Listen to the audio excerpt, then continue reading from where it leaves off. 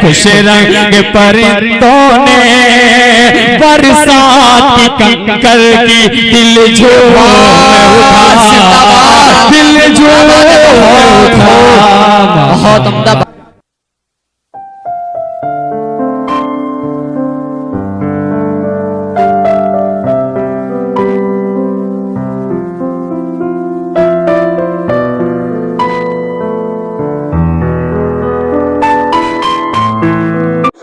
یا جمعہ پڑھنے کا مسلمان یا عید پڑھنے کا مسلمان، مفتی صاحب تو کہتا ہے کہ جمعہ عید جو ہے ہم لوگ جامع مسجد میں پڑھ لیں گے، لیکن جو بیچارہ روزہ بھی نہیں رکھتا وہ کہہ رہا ہماری عید عیدگاہ میں ہوگی، ادھر نہیں ہوگی۔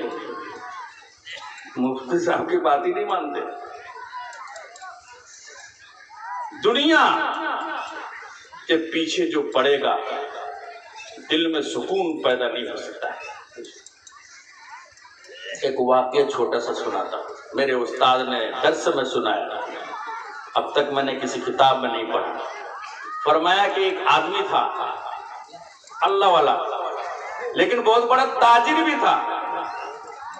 ابو حنیفہ رحمۃ اللہ علیہ جتنے بڑے مالدار تھے، شاید یہ پورے ضلع میں اتنا بڑا کوئی مالدار نہیں ہوگا۔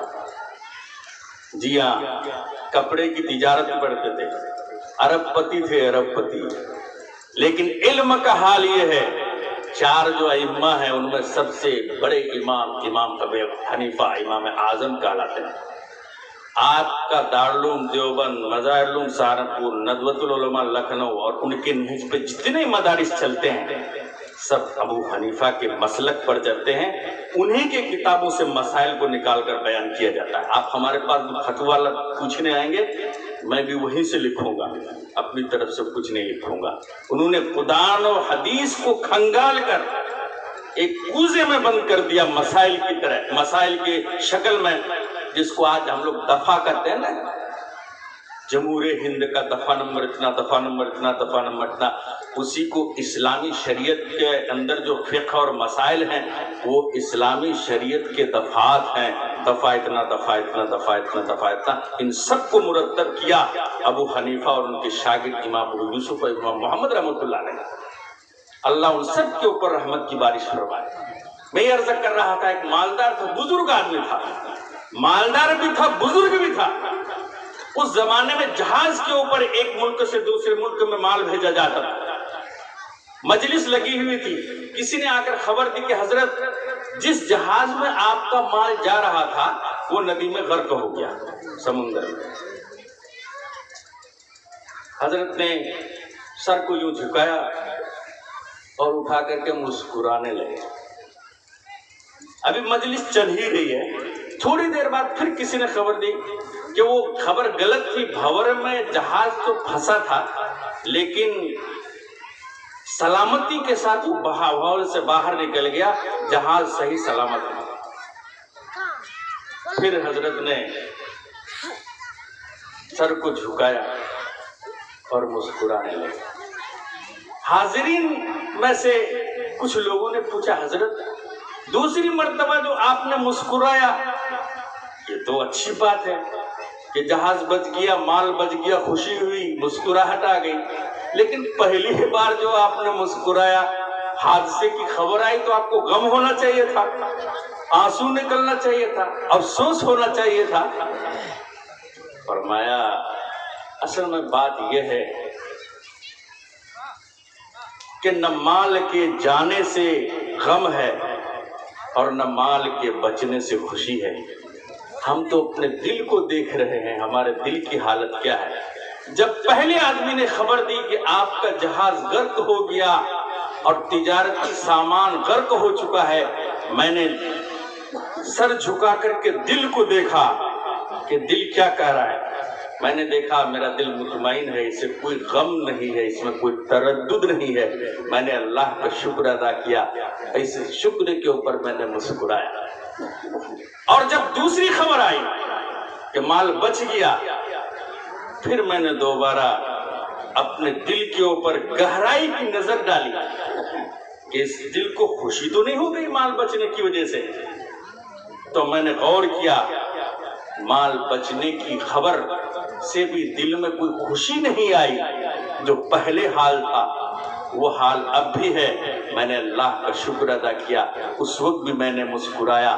دونوں مرتبہ جو مسکراہٹ تھی وہ دل کے اطمینان کے اوپر اور دل کے ایک حالت کے اوپر رہنے کی وجہ سے تھی. کبھی مال کے جانے کا نہ غم ہوا نہ کبھی آ جانے کی خوشی ہوئی. ہم تو دل کے اوپر نظر رکھتے ہیں, ہمارا دل کیا کہتا ہے. عزیز دوستو, دنیا کے پیچھے پڑ جاؤ گے, دنیا نہیں آئے گی, آخرت بھی برباد ہو جائے گی. آخرت کو سنوارنا ہے, آخرت کے اوپر دین پر عمل کیجئے. عمل کی ابتدا نماز سے ہوتی ہے. خدا کے واسطے مساجد کو آباد کیجئے, مساجد کو آباد کیجئے, اور بچوں کو جو آپ پڑھا رہے ہیں مکاتب کے اندر پڑھائیے.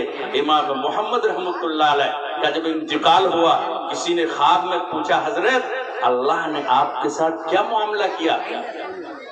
امام محمد رحمۃ اللہ علیہ نے فرمایا کہ بھائی میری اللہ کی بارگاہ میں پیشی ہوئی تو اللہ نے فرمایا, محمد میں نے تم کو بخش دیا, تیری مغفرت کر دی, اس لیے کہ اگر مجھے تم کو عذاب دینا ہوتا یا تمہارے اوپر گرفت کرنا ہوتا تو میں تم کو علم دین عطا ہی نہ کرتا.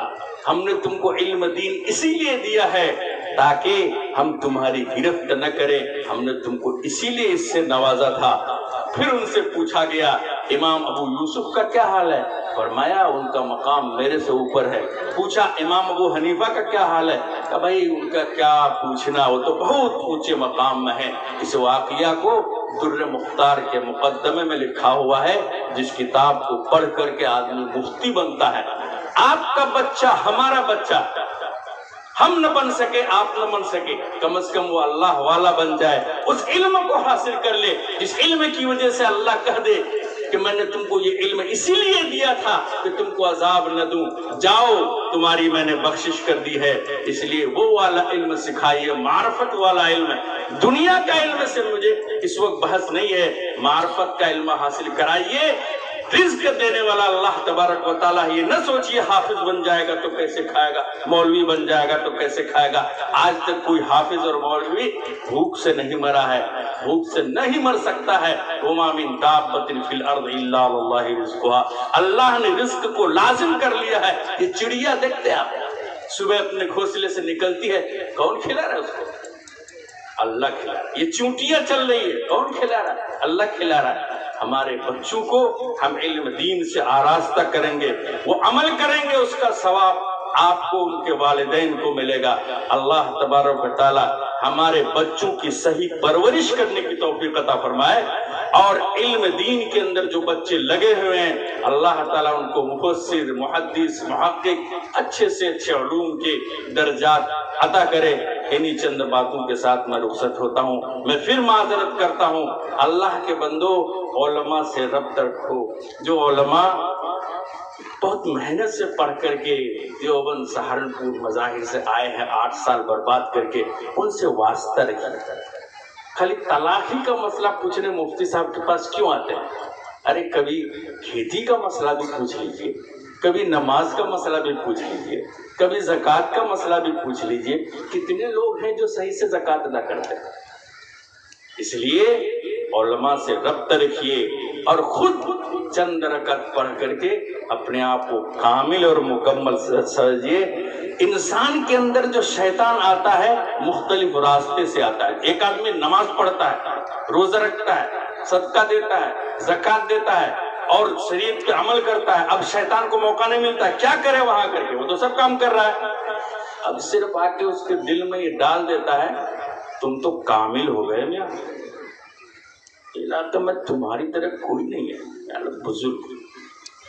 اب دوسرے دن اس کے خیال میں آتا ہے, یہ سب تو حیوان ہے, گدھے ہیں, ان کے پٹھے ہیں, سب کوئی نماز نہیں پڑھتا, ایسا نہیں کرتا, ویسا نہیں کرتا. بگیا ہوا. اور شیطان ہر آدمی کو اس کے مطابق ہی اس کے دل میں ڈالتا ہے اور اس کو بہکانے کی کوشش کرتا ہے. اس لیے عمل کیجئے اور استقامت کی دعا کیجئے کہ اللہ عمل تو کرتے ہیں, ہمارا یہ عمل باقی بھی رہے. ایسا نہ ہو کہ کبر کی وجہ سے, تکبر کی وجہ سے, غرور کی وجہ سے ہمارا علم عمل ضائع ہو جائے. اللہ تعالی عمل کی توفیق عطا فرمائے. میں اسی کے ساتھ رخصت ہوتا ہوں. وآخر دعوانا الحمدللہ رب العالمین.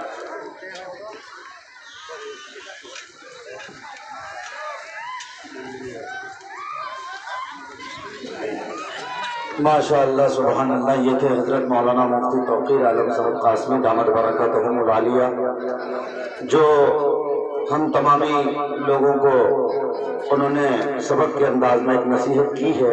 और सच्ची बात ये कि हम सबको गुस्सा भी नहीं होना चाहिए, हमारे अंदर ये कमियां हैं। अब जब कमी हो तो चाहिए कि कमी का इकरार भी करे और कमी को अपने अंदर से निकालने की कोशिश भी करे। इसलिए हम अल्लाह से दुआ करें कि अल्लाह ताला हम सबको अपनी कमी को दूर करने और अपनी गलती की अल्लाह से माफ़ी मांगने की अल्लाह हम सबको तौफीक अता करे। मेरे दोस्तों, मेरे कलमा को भाइयों, अब मेरे स्टेज पे चूँकि हजरत मौलाना मुफ्ती नौमान साहब पहली मुलाकात है, लेकिन ये कि नाम कई बार सुना, हमारी भी एक बहुत बड़ी बदनामी है। आज कई हमारे चैनल वाले भाई हैं, कईयों से तो पहली मुलाकात, हालांकि मारूफ राही भी कोई गुमनाम नाम नहीं है। चेजाए कि मैंने एक बात कही, हजरत मुफ्ती साहब की किताब पढ़ के मैंने एक वाकया बताया था, और बाज़ लोगों को मैंने अल्लामा और मुफक्किर और कौम मिल्लत नहीं कहा, तो बाज़ लोगों ने हमें भी इस इलाके से निकाला है। लेकिन खैर, एक बात हमारे मौलाना महबूब साहब और उनकी पूरी कमेटी के लोग बहुत मेहनत करी है, और इंशाअल्लाह घबराए नहीं, अल्लाह आपकी मेहनत को ज़ाया नहीं करेगा। अगर आप में खुलूस है, अगर आप में लिल्लाहियत है, तो इंशाअल्लाह सुम्मा इंशाअल्लाह ये जितने लोग आए हैं कुछ न कुछ यहाँ से फायज पाएंगे। और इंशाअल्लाह आपका ये मिफ्ताहुल कुरान, जिसका नाम आपने बहुत अच्छा इंतखाब किया है, अल्लाह तबारक व तआला कुरान के हवाले से इस बस्ती वाले की हर तरह के शरर व फतन से इस बस्ती वाले की हिफाजत फरमाएंगे।